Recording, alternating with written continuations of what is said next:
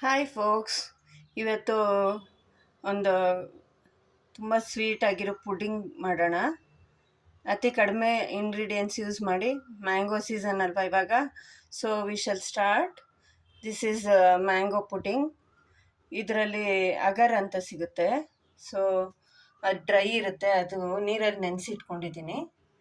ಇದು 1 ಕಪ್ ಸಕ್ಕರೆ ಬೇಕಾಗತ್ತೆ.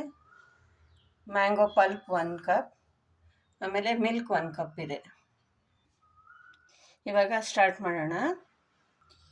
ಇವಾಗ ನಾವು ಚೈನಾ ಗ್ರಾಸ್ ಎಷ್ಟು ತೊಗೊಂಡಿದ್ದೆವೋ ಅಷ್ಟಕ್ಕೆ 1:2 ಪ್ರಪೋರ್ಷನಲ್ಲಿ ಹಾಲು ಹಾಕ್ಕೋಬೇಕು. ಫಸ್ಟ್ ಒಂದು ಬೌಲಲ್ಲಿ 1:2 ಪ್ರಪೋರ್ಷನ್ ಹಾಲು ತೊಗೊಂಡಿದ್ದೀನಿ. ಆ ಹಾಲು ಬಾಯ್ಲ್ ಆಗಕ್ಕೆ ಬಿಡೋಣ. ಇವಾಗ ಮಿಲ್ಕ್ ಬಾಯ್ಲ್ ಆಗಿದೆ. ಸೊ ನಾವು ಗ್ರಾಸ್ ಹಾಕಿದ ತಕ್ಷಣ ಅದು ಸ್ವಲ್ಪ ಹೊಡೆದಾಗುತ್ತೆ. ಟು ಅವಾಯ್ಡ್ ಇಟ್ ಒಂದು ಸ್ವಲ್ಪ ನೀರು ತೊಗೊಂಡು ಅದರಲ್ಲಿ ಬೇಕಿಂಗ್ ಸೋಡಾ ತೊಗೊಂಡಿದ್ದೀನಿ. ಅದನ್ನು ಚೆನ್ನಾಗಿ ಮಿಕ್ಸ್ ಮಾಡೋಣ. ಮಿಕ್ಸ್ ಮಾಡಿಬಿಟ್ಟು ಸೊ ಇದನ್ನು ಆ ಹಾಲಿಗೆ ಹಾಕೋಣ. ಇದರಿಂದ ಹಾಲು ಹೊಡೆಯಲ್ಲ. ಇವಾಗ ಅದನ್ನು ಚೆನ್ನಾಗಿ ಮಿಕ್ಸ್ ಮಾಡ್ಕೊಳ್ಳೋಣ ಹಾಲಲ್ಲಿ.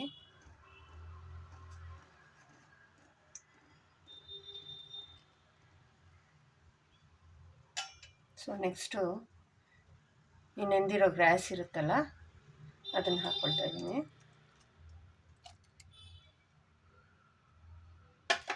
ಚೆನ್ನಾಗಿ ಮಿಕ್ಸ್ ಮಾಡಬೇಕು ಅದನ್ನು. ಮತ್ತೆ ಈ ಗ್ರಾಸ್ ಎಲ್ಲ ಸ್ವಲ್ಪ ಹೀಗಿದೆ ಅಲ್ವಾ, ಅದೆಲ್ಲ ಕರಗಬೇಕು. ಸೊ ಅಲ್ಲಿವರೆಗೂ ಬಾಯ್ಲ್ ಮಾಡೋಕ್ಕೆ ಬಿಡಿ. ಕರಗುತ್ತೆ ಇದೆಲ್ಲ.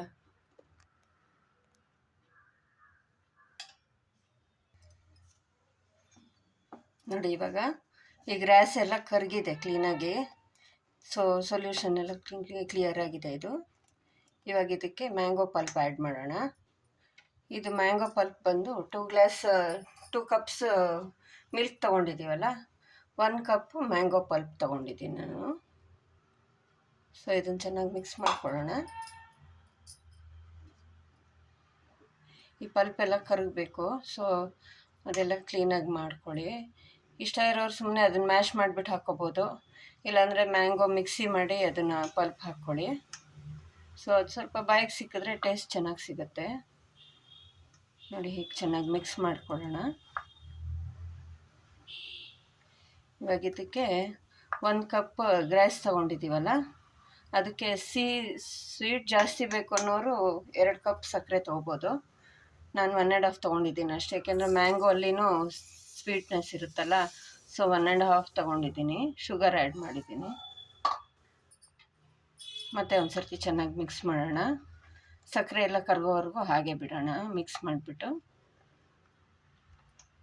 ಸೊ ಈಗ ಆಯ್ತು. ಇವಾಗ ಅಷ್ಟರಲ್ಲಿ ಒಂದು ಸ್ಟೀಲ್ ತಟ್ಟೆ ತೊಗೊಂಡಿದ್ದೀನಿ.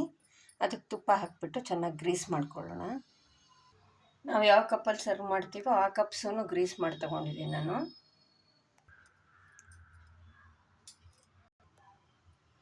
ಹಾಗಿದ್ದು ಕಂಪ್ಲೀಟ್ ಆಗಿದೆ. ನೋಡಿ ಸಕ್ಕರೆ ಎಲ್ಲ ಕಡಗಿದೆ, ಮ್ಯಾಂಗೋನು ಚೆನ್ನಾಗಿ ಮಿಕ್ಸ್ ಆಗಿದೆ. ಸೊ ಇದನ್ನು ಸರ್ವಿಂಗ್ ಕಪ್ಸಿಗೆ ಹಾಕ್ಕೊಳ್ಳೋಣ. ನೋಡಿ ಇಲ್ಲಿ ಈ ಥರ ಯಾವ ಕಪ್ಪಿಗೆ ತೊಗೋತೀವೋ ಆ ಕಪ್ಪಲ್ಲಿ ಎಷ್ಟು ಬೇಕೋ ಅಷ್ಟು ಇದನ್ನು ಹಾಕ್ಕೊಳ್ಳೋಣ ಮಿಕ್ಸ್ಚರು.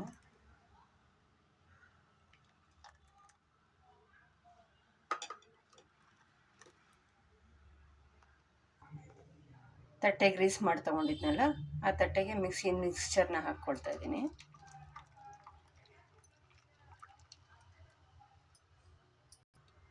ಸೊ ಇದು ಇವಾಗ ತಣ್ಣಗಾಗಕ್ಕೆ ಬಿಡಬೇಕು.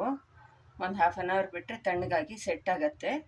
ಬೇಕಾಗಿದ್ದರೆ ಮತ್ತೆ ಫ್ರಿಜ್ಜಲ್ಲಿ ತೊಗೊಂಡು ಇಟ್ಬಿಟ್ಟು 1-2 ಅವರ್ಸ್ ಇಟ್ಬಿಟ್ಟು ಸರ್ವ್ ಮಾಡ್ಬೋದು. ನೋಡಿ ಇದು ರೆಡಿಯಾಗಿದೆ ಕಪ್ಸಲ್ಲಿ. ಸೊ ಸರ್ವಿಂಗ್ ಕಪ್ಪಲ್ಲಿ ತೊಗೊಂಡ್ರೆ ಹಾಗೆ ಡೈರೆಕ್ಟಾಗಿ ಸರ್ವ್ ಮಾಡ್ಬೋದು, ಈಸಿ ಆಗುತ್ತೆ. ಸ್ವಲ್ಪ ಗೋಡಂಬಿನ ತುಪ್ಪದಲ್ಲಿ ರೋಸ್ಟ್ ಮಾಡಿ ತೊಗೊಂಡಿದ್ದೀನಿ. ಇದನ್ನು ಇದು ಡೆಕೋರೇಟ್ ಮಾಡೋಕ್ಕೆ ಯೂಸ್ ಮಾಡ್ಬೋದು. ನೋಡಿ ಕೊಡ್ಬೋದು ಅದ್ರ ಮೇಲೆ, ಅದು ಹಾಗೆ ಸೆಟ್ ಆಗುತ್ತೆ. ಸೊ ತಿನ್ನುವಾಗ ರುಚಿ ಹೆಚ್ಚುತ್ತೆ.